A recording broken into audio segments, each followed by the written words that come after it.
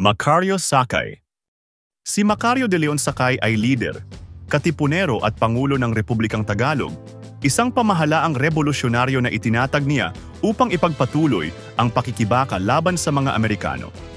Isinilang siya sa Tondo, Maynila noong 3 ng Enero, 1870 at anak mahirap. Di umano isa siyang barbero at sastre. Naging manggagawa rin siya sa talyer ng kalesa at gumanap sa mga komedya. Noong 1874, sumapi siya sa Katipunan at naging matalik na kaibigan ni Andres Bonifacio. Naging pangulo siya ng Dapitan, isa sa pinakamalakas na konseho sa kilusang mapanghimagsik noong 1876 pagkaraan ng labanan. Sa pinaglabanan, isa siya sa mga pinuno ng Katipunerong naglagi sa kabundukan ng Marikina at Montalban. Sa digmaang Filipino-Amerikano, naglingkod siyang lihim na muling tagapagbuo ng Katipunan sa Maynila. Nadakip siya at nakalaya lamang nang magpahayag ng amnestya ang pamahalaang Amerikano noong Hulyo 1902.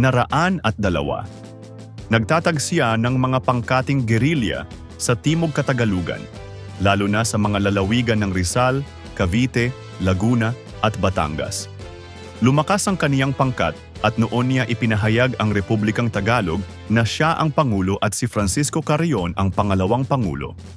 Ang Republikang Tagalog ay may sariling saligang batas, bandila, sistema ng pagkolekta ng buwis at regular na hukbo. Noong 1905, sa tulong ni Dominador Gomez, isang pinagtitiwalaan niyang leader, manggagawa noon, ay nakumbinsi siyang sumuko. Nangako ang mga Amerikano sa pamamagitan ni Gomez na bibigyan ng amnestya ang lahat ng tauhan ni Sakay. May pangako rin noon ang mga Amerikano na bubuuhin ang pambansang asambleya kung magkakaroon ng ganap na katahimikan. Kasama ang kaniyang mga general ay bumaba si Sakay mula sa himpilan sa Tanay Rizal.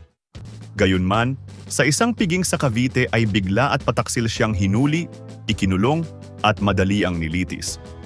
Noong Setyembre 13, 1907, binitay siya at ang isang matapat niyang general na si Lucio de Vega. May ilang historiador na kumikilala kay Sakay bilang isa sa mga pangulo ng Pilipinas, ngunit hindi ito kinikilala ng pamahalaan. Noong 2008, isang rebulto ni Sakay ang pinasinayaan sa Plaza Morga sa Tondo, Maynila.